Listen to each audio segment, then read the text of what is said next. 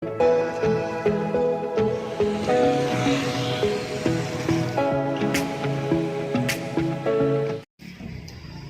ดีพ่อแม่พี่น้อง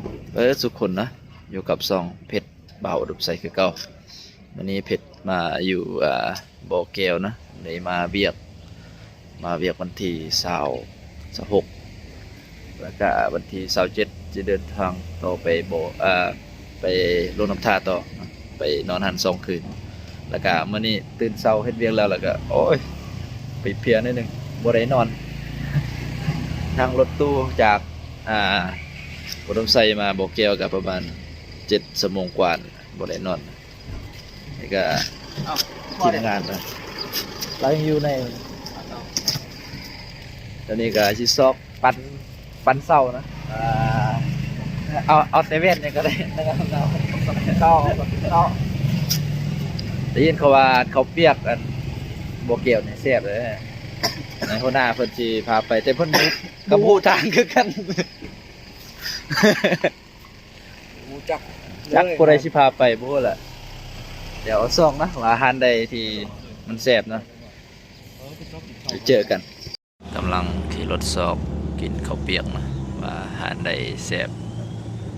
อยู่เมืองห้วยทราย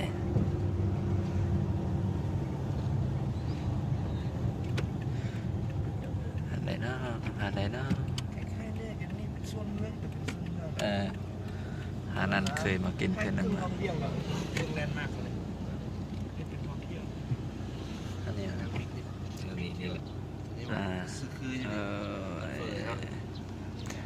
อันนี้ได้กิน2 เทื่อเลยเนี่ยแซ่บเลยอันนี้เนี่ยสุดมาฮอดแล้วเนาะอาหารเปิดที่แซ่บอยู่ห้วยทรายต้องอาหารเปิดนางมิกเนาะนะแซ่บว่าจะแซ่บอะไรไปลองชิมนะ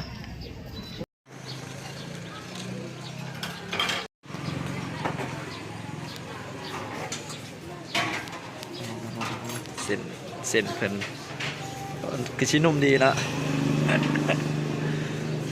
ตัวใหญ่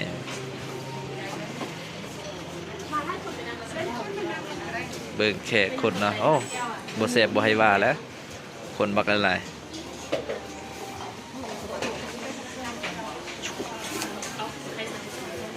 หานกะบรรยากาศดีเนาะไอ้นุ้ยกินยังเรื่องประกอบ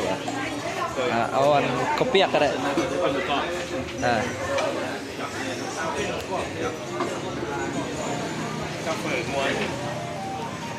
คนไหลแห้งแซ่บแน่นอนบรรยากาศก็คักเนาะเดี๋ยวเราสั่งแมนข้าวเปียกหมูกรอบนะเพิ่นกำลังสับหมูกรอบกรอบแน่นอนกระเกียมใส่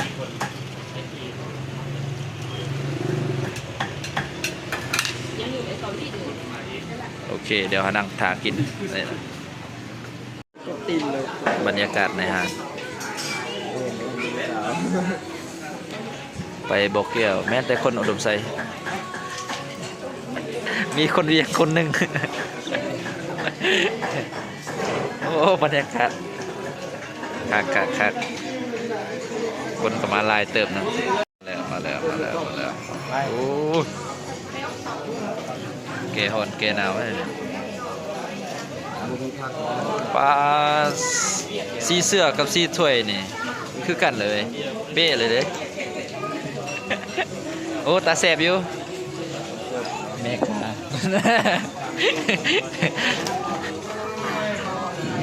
โอ้หน้าตาเดี๋ยวลองนั่นเขียบจิ้ม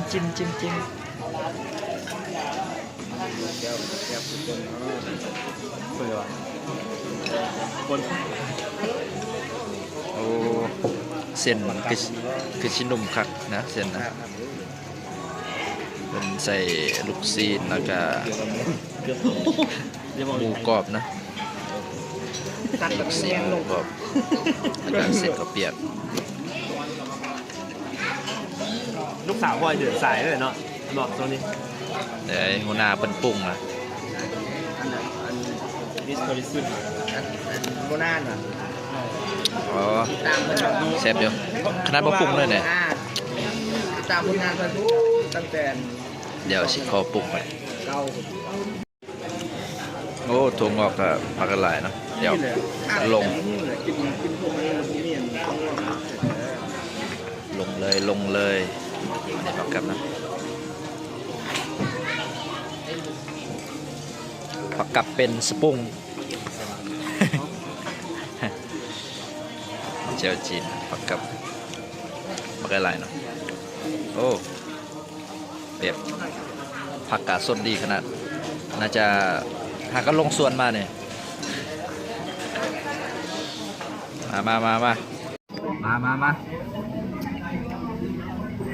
มาถ้วยนี่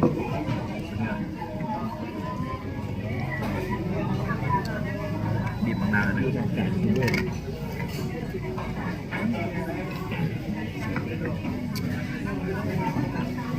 โอ้เสียงนะ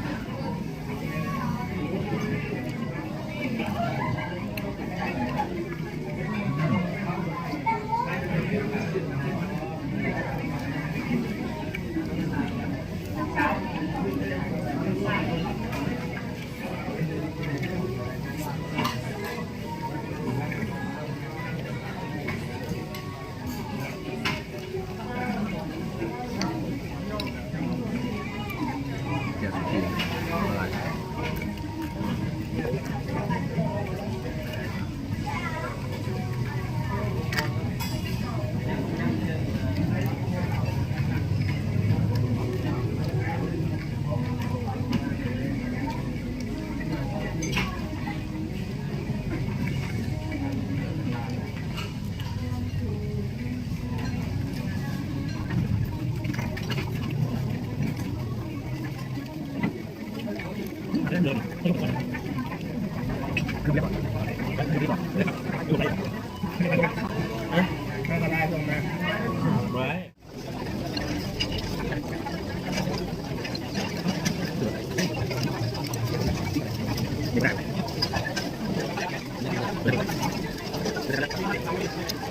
แซ่บคัก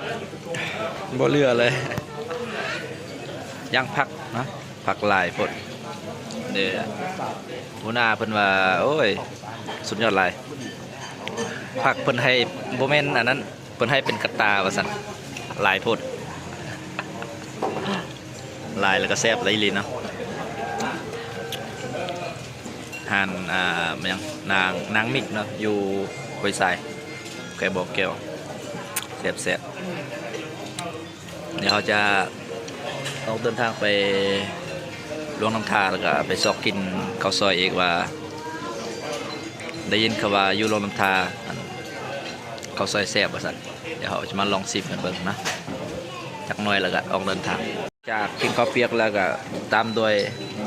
น้ำมักพร้าวอ่อนนะ แสน้ำแข็งนิดๆไปกินคนละสไตล์คนรสชาติ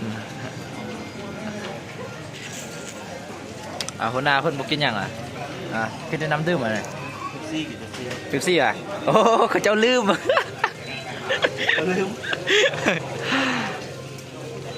เดี๋ยวลองซิมมาแซ่บบ่เผาสดอีหลีแซ่บ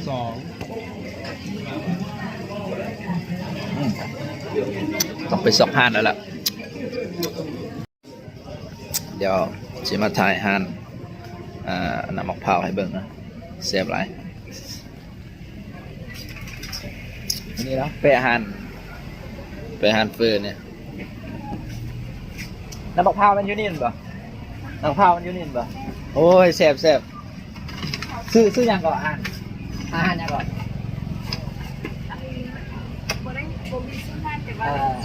ยุคใกล้ๆกับทางเฟิร์นน้ำมิกนะแซ่บหลายผู้ใดมาแวะกินเฟิร์นนี่ก็อย่าลืมนะต้องกินน้ำอยู่นี่ก่อนนะจึงสดชื่น โอเค เดี๋ยวเรากินข้าวเลิกอะเตรียมเดินทางไปยังโรงน้ำทาต่อสิไปเวียกหัน2 คืน แต่ว่าทีมงานสิกลับปะทีมงานมีแต่คนเดียวแหละสิไปอยู่หันเฮ็ดเวียกหัน2 คืนนะสิ่งเลยกลับบ้านนะเมื่ออุดมไซผู้ใดมาแวะมาห้วยไซอย่าลืมมาแวะอาหารนี่เด้ออาหารนางมิกเนาะเฟอแซ่บแซ่บหลายก็น้ำปั่นแซ่บๆโอเคหลังจากกินแล้วเนาะก็จะเดินทางต่อคลิปนี้จบสำนี้นะแฟนพี่น้องฝากกดไลค์กดแชร์กดติดตามหน่อยเด้อบ๊ายบาย